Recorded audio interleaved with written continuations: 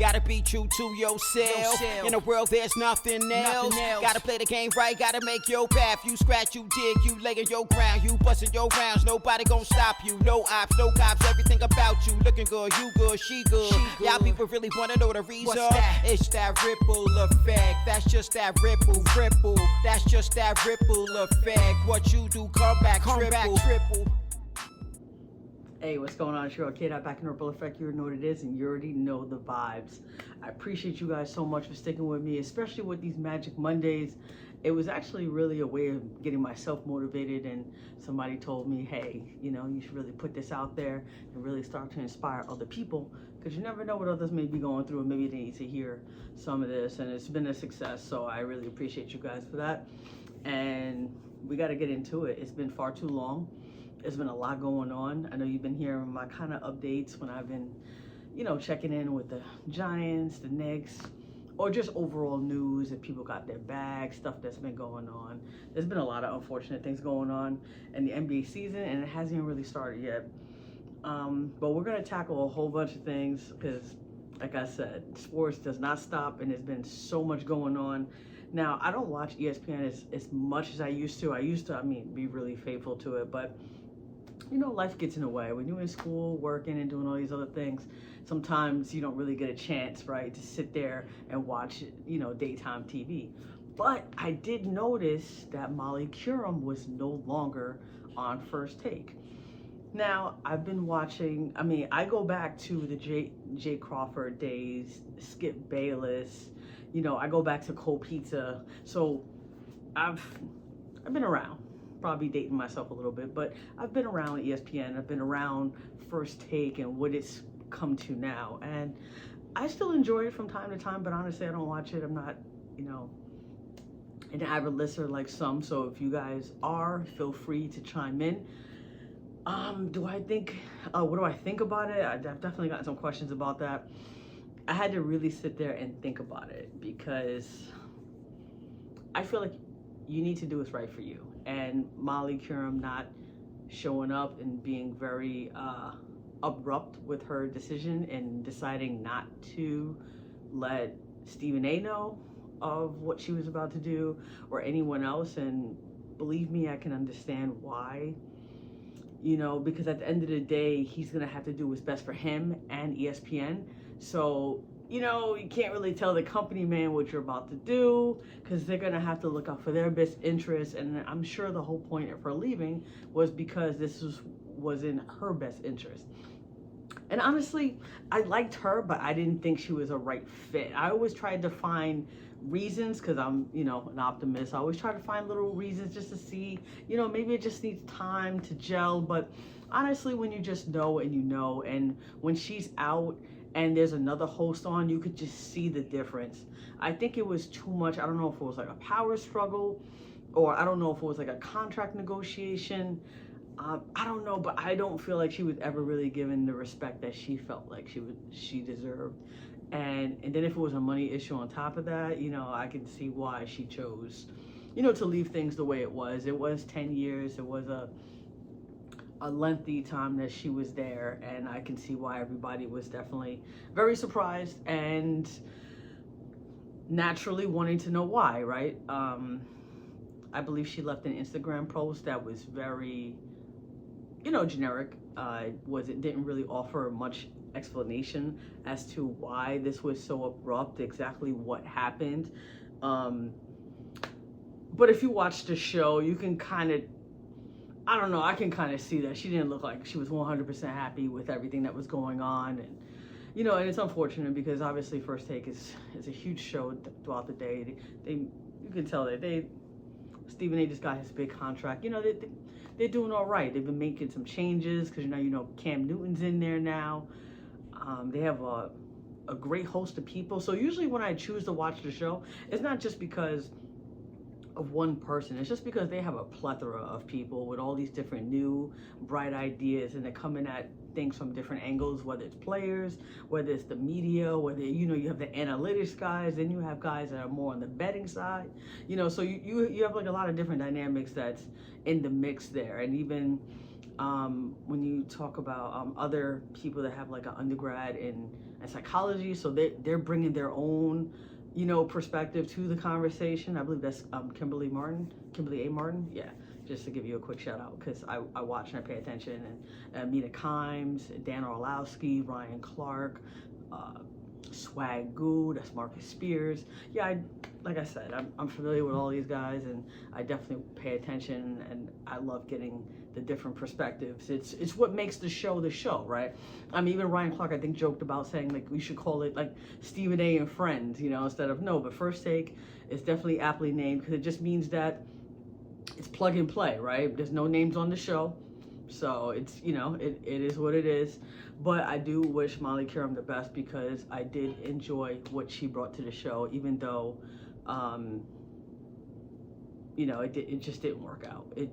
She couldn't find her happiness there, and I always want that for anyone. So for anybody bad mouthing her or having all these different things to say, I mean, the reality is, why would you want someone to be somewhere where they're not happy or they're not feeling valued, right? Because that's just gonna further bring down the show or the company, unintentionally. But if you're somewhere where you don't want to be, it's just, who are we helping here? Like, what are we even doing? That's what you have to ask yourself. So don't project none of your nonsense onto anybody else. If she wanted to leave, she's more within her right, and I'm glad, and I hope she finds, her happiness. That's all.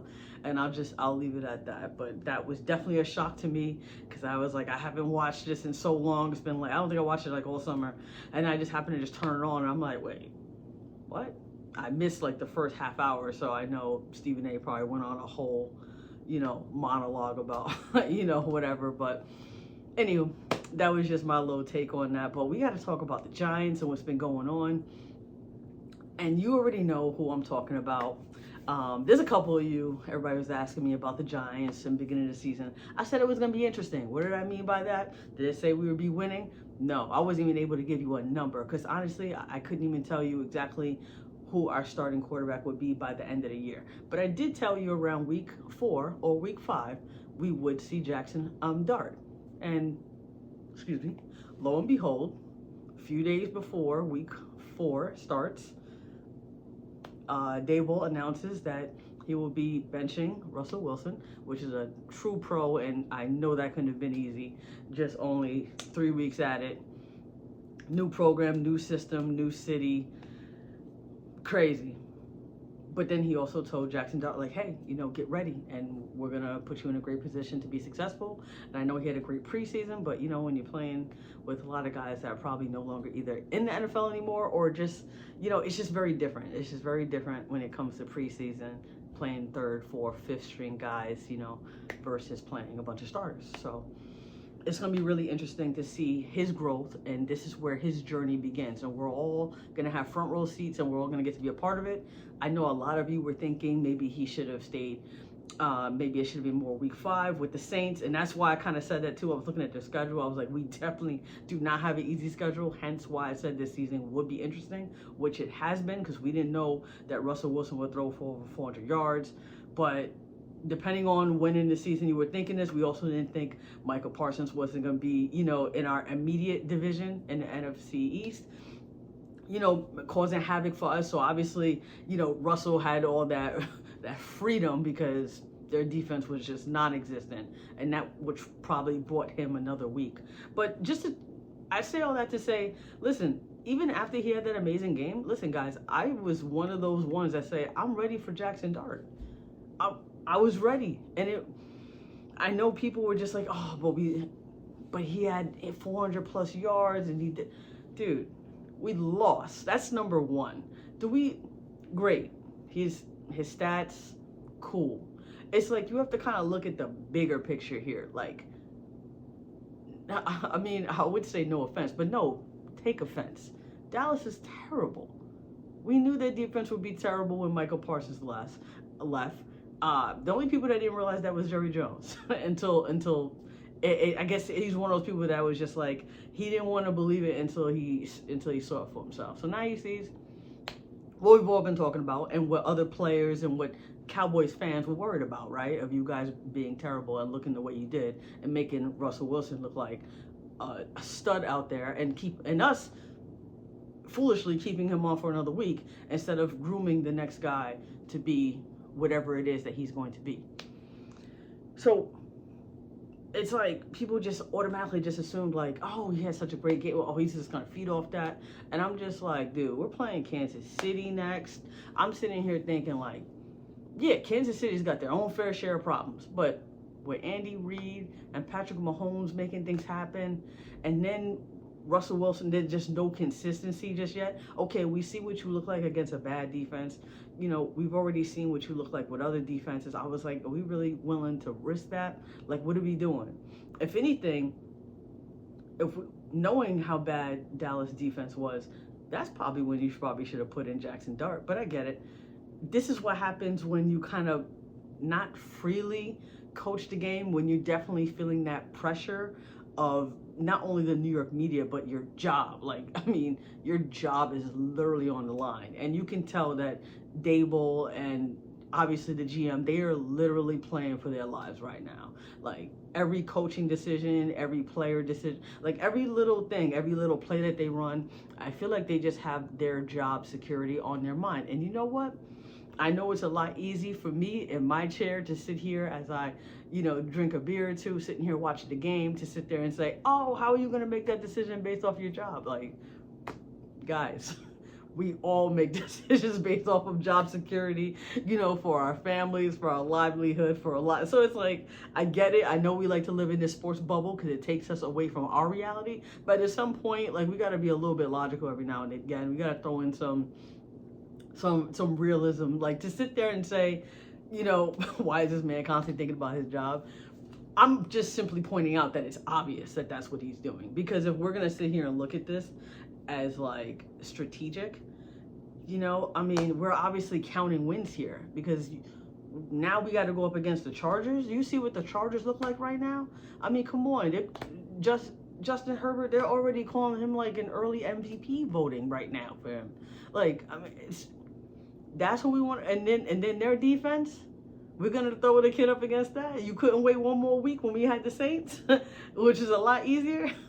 No offense, who that nation. But I'm just saying, like, come on, man. Like, it's just obvious. And all we could do is wish him the best. I really hope we have Neighbors back by then. I hope we have Tracy, you know, running the ball back then, even though I love that kid, 44.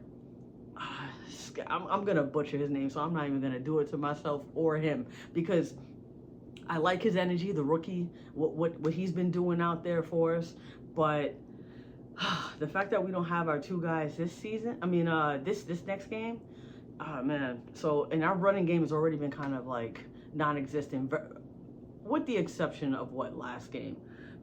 So that's just going to be really interesting to see how Jackson Dart is going to minimize mistakes,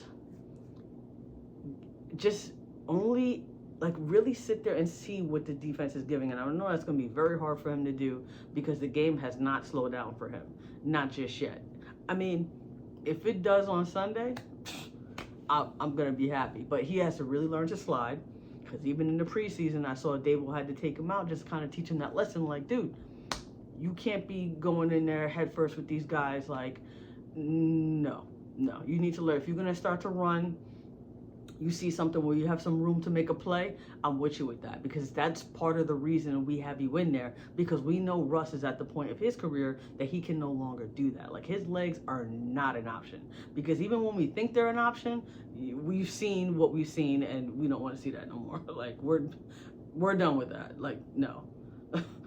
So he definitely has to learn how to slide. So hopefully these are things that he's, you know, going over, and I'm sure he's probably feeling, you know, a lot of pressure. But I liked his presser when they asked him questions about how he was feeling about pressure. And it's true, pressure is a privilege, right? I mean, I forgot who said that, but it truly is. Like, the only reason why anybody has any pressure on them is because you're in a position of privilege, right? You're in a position to carry the weight of the world because people actually believe in you, because they have that expectation, right? If they don't have any expectations for you, then, you know, what does that say about you, you know? Or what does that say about what they think of you?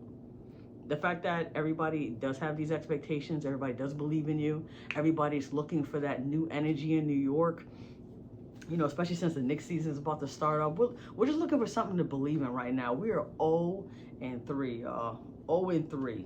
And getting a win against the Chargers, that would be everything. Or just being competitive. Of course, you want to get the win, but if we can see something, excuse me, and this kid, where we can sit there and hang our hats on to be like, you know what? This is going to translate through to our next game and with the Saints, and then we can get a win. That's all we can hope for. That's all we can hope for. But all we got to do is wait and see. We can sit there and say what we think what he's going to do, what we think the Giants are going to do, what we think the defense is going to do. Any given Sunday, y'all. It's any given Sunday. I know what y'all really want to talk about. Everybody wants to talk about the Packers and the Cowboys. What's going to happen, and the statement that Michael Parsons said was it was going to be painful, and everybody just went and ran with it. And that's why I hate chopping up stuff. Even if you notice, when I put out a podcast, even I know it's been too long, but I'm saying when I do put out a whole video, I give you the whole video. I try not to give you snippets. I get why it does, you know, it's a teaser, it adds more intrigue, but then you're going to get those people who are not going to watch it for context, right? They're just going to just run with that little snippet, and then you think that, you know, because now everybody's like just reading that, and they're just like, oh, you know, Parsons, man, he's just going to knock his block off, like, you know, speaking of Dak. And I'm like, you know what? I think he is, but that's not what he said, though. So, I mean, you could pick apart what he said. You can try to get in his psyche and try to think of, you know, why he might be saying that, how he might be saying that. But we got to put it in context, though. We got to give Micah, like, what Micah said and why he said it. It's because Dak's his guy, you know, and he said it was going to be painful to have to hit him. And it's funny because he didn't say if or might or if I got the opportunity. Like, he didn't, like, he was just like, no, like, it's going to happen, and it won't be painful when it does. Like, meaning, like, because that's my guy. I don't even want to inflict that type of pain on my guy. I was planning on being a Cowboy. I wanted the money, but obviously things went south and things got weird. And I'm listening to a lot of podcasts and a lot of these other guys, you know, sit there and talk about it, and girls, and they just had all these different ideas of how business is done. And you have some people saying like, oh, Jerry's old school. Stop it. Jerry is, come on, man. That man is a billionaire with lawyers and a team, probably have a whole firm, you know, under his, under his belt to sit there and use however he chooses. And to sit there and to think that a 25-year-old is going to sit there and conduct his first, like, to renegotiate his first contract, not in the league, I'm saying his first contract, his first major contract, his first NFL contract, just to get him in there, okay. But to actually sit there with an owner and renegotiate your contract, because we know he's a generational talent, meaning we don't know exactly what he's going to do with that, right? Because he has to stay on the field, longevity matters, impact on winning matters. We got to see exactly what he does with that generational talent, right? So, and then he's just sitting there, like, people are really sitting there trying to explain, like, why he didn't just shake this man's hand and do a deal like that. Like, come on, man. Like, that's so weak, and it's just so obvious that you're just being on the owner's side. Like, what kind of sense does that make? Nobody should do a deal like that. Nobody. I don't care who you are. At the end of the day, you need your agent. What is he paying his agent for if he's just gonna sit there and shake hands with you and do a deal? We don't have no particulars. We don't know for how many years. We don't know if you're gonna put any contingencies about a ligament.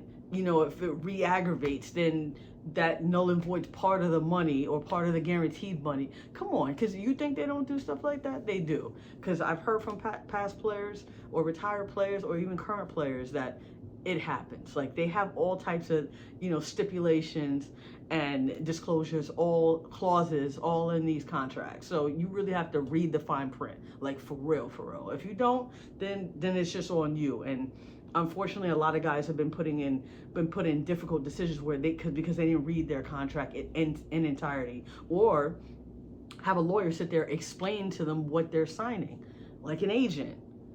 You know, not saying because the agent could either be a lawyer or they're not, but an agent who at least deals with these contracts on the regular and at least can sit there and explain to you what exactly it is that you are signing. So I thought that whole thing was just ridiculous. I thought Micah Parsons handled this the best way he could. I mean, could have been a little bit better, maybe not laying down, you know, on the medical. Yeah, I mean, we can sit there and go back and forth about things that we've done. And I know people are probably going to say, yeah, but we're paying him all this money. Actually, at the time, no, they're not. He's trying to figure out where he's wanted, where he's valued. I mean, it would be really interesting to see exactly where the breakdown was. Was it just that, or was there way more? Because Micah made it seem like he was disrespected. He's walking through the tunnel, eating nachos. And there's fans and people saying, hey, you should come to the Falcons. And then you got Micah while he's eating nachos, you know, just like, yeah, just, I'm like, bro. Yeah, of course. Could he handle that better? Sure. But I'm sure he was that pissed. I think he was that mad that he was like, I don't even care anymore. I don't care about the optics. I don't care about this. I don't care about that. All I care about right now is going to a place where I'm valued. And it's unfortunate that it's not the place where he was drafted, right? Where he thought that he actually had a relationship that was beyond football. But at the end of the day, guys, like, this is just another reality check for players. Like, this is business. Even when the trade did go through, Micah felt some type of way that Jerry Jones didn't pick up the phone and call him. Right? But then it's just business as usual. That's why I say, you see how it could just be turned around. So that's why I'm like, I'm on, like, I can see both sides of it. Honestly, I can see both sides of it. I can see why Micah is acting the way he is, because of the way he was treated. And if you have another team and you chose to trade that team within the division that's willing to give him what he asked for, that's a lot of money. What is it, $200 million plus? Like, shout out to Micah for going after the bag, for being patient, for handling it the best way you can at 25 years old. I have to give you that, because at the end of the day, sometimes I think we forget that, you know, a lot of people have not handled, you know, a lot more serious situations, you know, better than the way he handled. I mean, it is what it is. Yes, they're playing each other Sunday Night Football, like at 8:15. It's gonna be a great matchup to see what it is and how Mike is gonna respond, right? How Dallas is gonna respond, knowing what they have, right, or what they're left with because they decided to trade the best player in their team. So that's just gonna be interesting.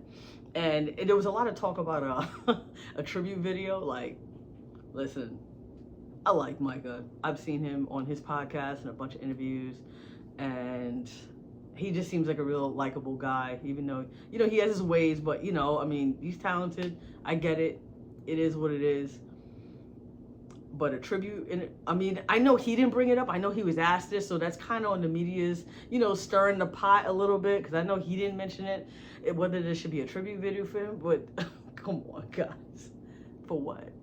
What exactly are they? Come on. Like, come on. Like, come on. I know people are bringing it out. Like, you're not Evan Smith. You're not coming back as leading. You know, you got to get some more accolades under your belt, brother. You had to have won a ring. You had to have done something of such significance with the Dallas Cowboys. Besides us just kind of just bigging you up and saying what a great generational talent you are. But that has to be backed up with, you know, Super Bowl appearance. That has to at least something. Like, we're not seeing crazy behavior, like, you know, people going crazy. Like, this ain't no LT Reggie White behavior. Come on, let's pump the brakes. Shame on you, media, for asking him that, for putting Micah Parsons in that position, you know, because he said he's gonna celebrate with a dub, and I hope they do, because, you know, my Giants. But not only that, I just don't like it when organizations do players dirty. I just don't like it. That bothers me, because God forbid if a player sits out and does this, then we kind of excoriate them. We made it seem like that they did the worst thing in the world. But at the end of the day, when it comes to contracts and their security and their livelihood, and they play a very, very dangerous game, you got to pay these guys. Like, I mean, all this foolishness making them do that, and I get it. Dak went through it, and Dak did it, and you know what? It worked out for him, and luckily it did, because he ended up getting hurt too. So I mean, trying to live by somebody's word, nobody who wants to play like that. Like, that is just mental warfare for me. I mean, you want to play with a certain security of knowing that if something were to happen to me, like, I'm good. My family is good. I could imagine having that weight on your shoulders, thinking that, you know, oh, well, we shook on it, so everything should be all right, you know. Give me a break. It's going to be a great game. I like Jordan Love a lot. I like the Packers, just in general, their defense. I like what they're about. I like what they've built. I know people used to get on the floor a lot. Now it's like, it's so funny how things just sort of quiet down. You know, because I know Aaron Rodgers is not there anymore. And it's like, when you have like some of these stars that are in these organizations for so long, it's like, it's everybody else's fault, right? Except that one star. And I know how that can get. It was the same thing kind of with like Stephon Diggs with the Bills, right? It's like, and then once you kind of remove that, and then look at the Bills, right? And that's no knock on Stephon, or that's no knock on anyone else. It's just that diva, like that superstar, like that attention all the time. I'm sure that gets exhausting. I'm sure that gets exhausting for other players to have to sit there and deal with and listen to, because at the end of the day, it's like, guys are just trying to play football. Guys are trying to win. You got linemen that are out there banging heads, risking it all, boys. You know, and it's like, we over here doing what? We talking about what? For who? It's like, let's calm all that down. And I'll say one last thing on Micah. He's very media trained, right? And what do I mean by that? I don't mean like formal training. I mean, actually by doing it. He has his own podcast, so he understands the way of media. He understands how to play on his words. He knows what to say to certain members of media, right? And what to kind of say in his locker room. So, because I'm sure he's got his teammates all hyped up and juiced up and ready to go. And Dak is definitely going to be doing some running. I'm glad Dak looks like he's in great shape, because I hope he can run too, because he's going to be on the run a lot. That ball is going to get thrown away a lot. They're probably going to be more trying to run the ball, but we'll see with that. But what I meant to say about the Micah Parsons things is, so when he was saying with, oh, it's going to be painful, Dak's my guy. Listen, these guys are competitors. Do you think Micah Parsons got to where he is by sitting there worrying about playing as hard as he absolutely needs to do for his team to win because he has a friend on the other side of the ball? You guys don't know anything about sports if you think that's true. That is just something that he said for us because it sounds nice, right? It sounds like you don't have beef. It doesn't sound like you're the bitter girl at the party. Like, you know what I mean? Like, it sounds like you over it. So shout out to Michael Parsons for playing the media and understanding a way in your words and knowing that it would get chopped up, that saying that it was going to be painful, right? Knowing that piece that most people would run with, because he was like, well, I ain't lie, I told you it was going to be painful. You know what I mean? So shout out to him. I 100% think that that Micah is definitely going to try to get at least 2 sacks on Dak, if not more. I mean, that's probably, it probably won't be more than that by himself, because he'll have other teammates that are going to be trying to get after him too.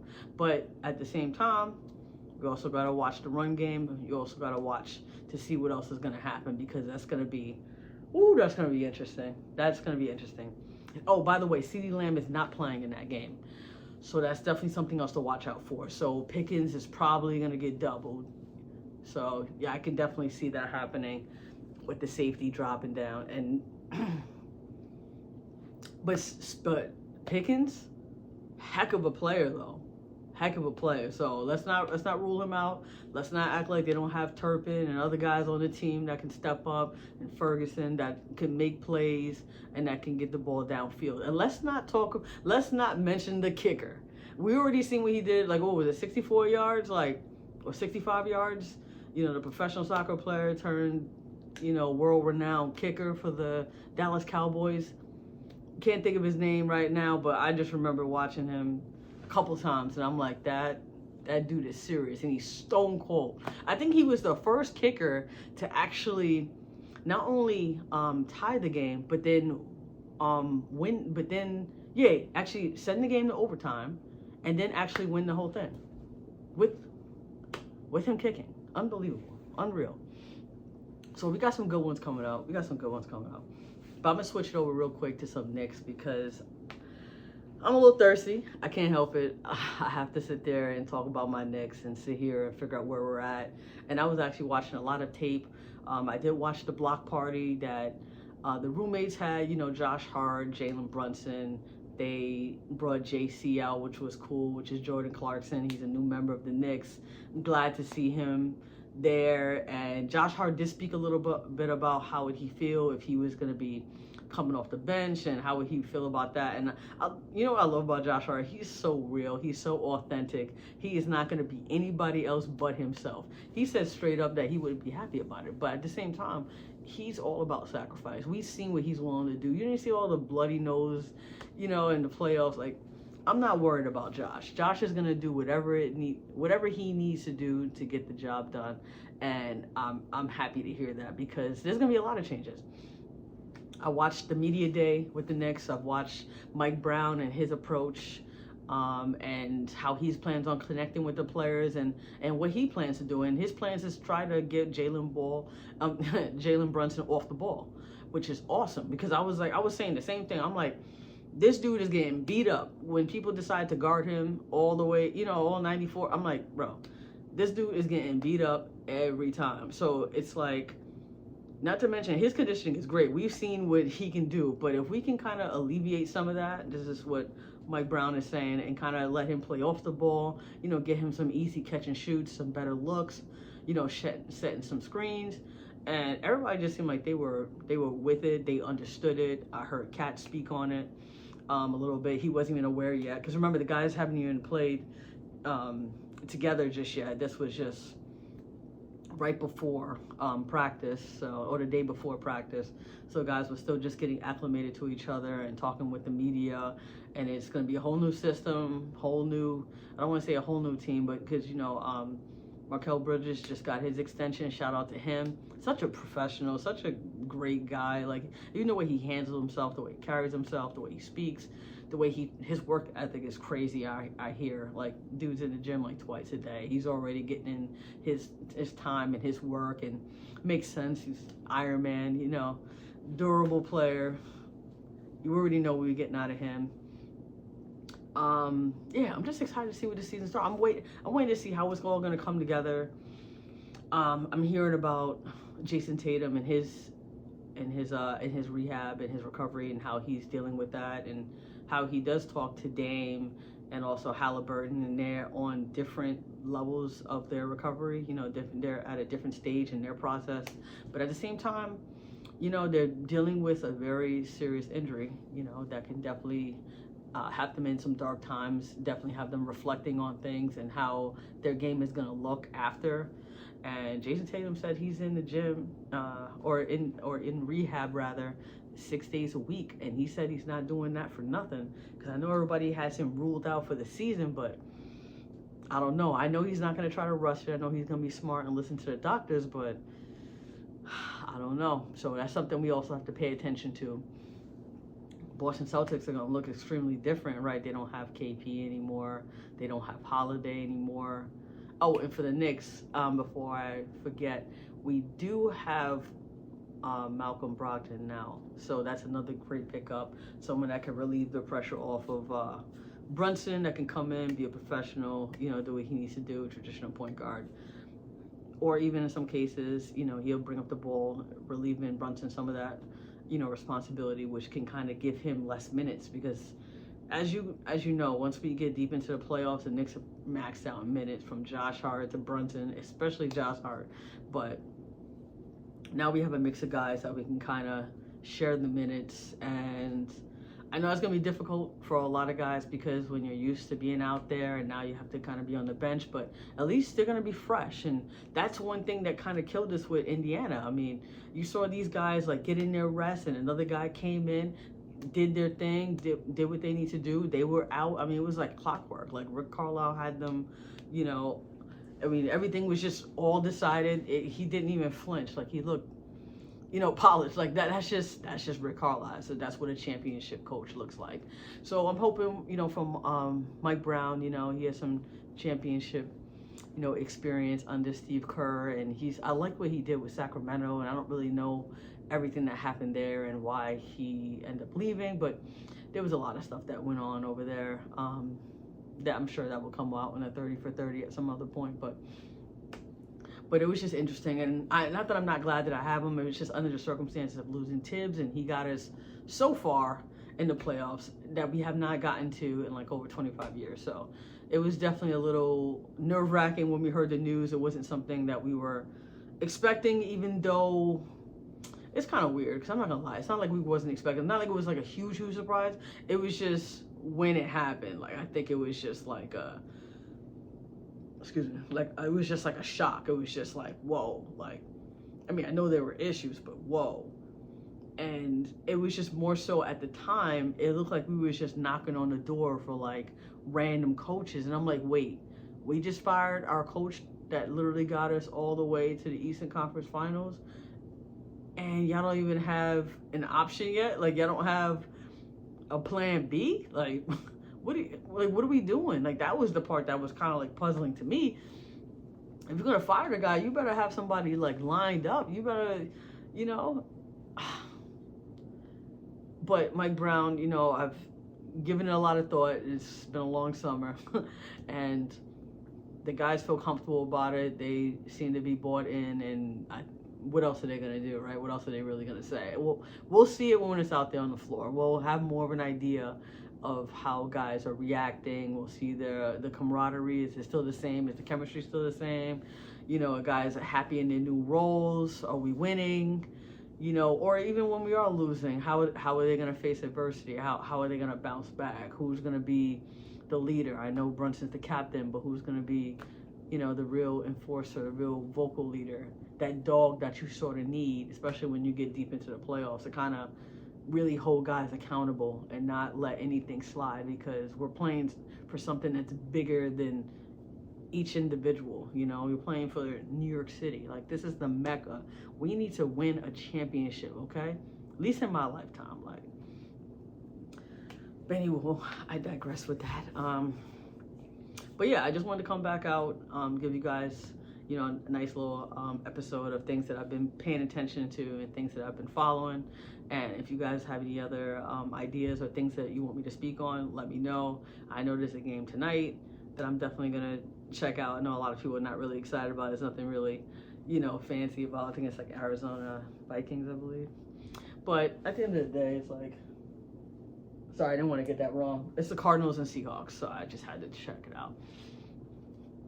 I get it. Some of you might check it out, you might not. I'll check it out just cause. But yeah, you guys already know. I only ask y'all to do one thing, right? Just remember this: losses equals life lessons. Gotta be true to yourself. In a world there's nothing else. Gotta play the game right, gotta make your path. You scratch, you dig, you lay in your ground. You bustin' your rounds, nobody gon' stop you. No ops, no cops, everything about you. Looking good, you good, she good. Y'all people really wanna know the reason. It's that ripple effect. That's just that ripple.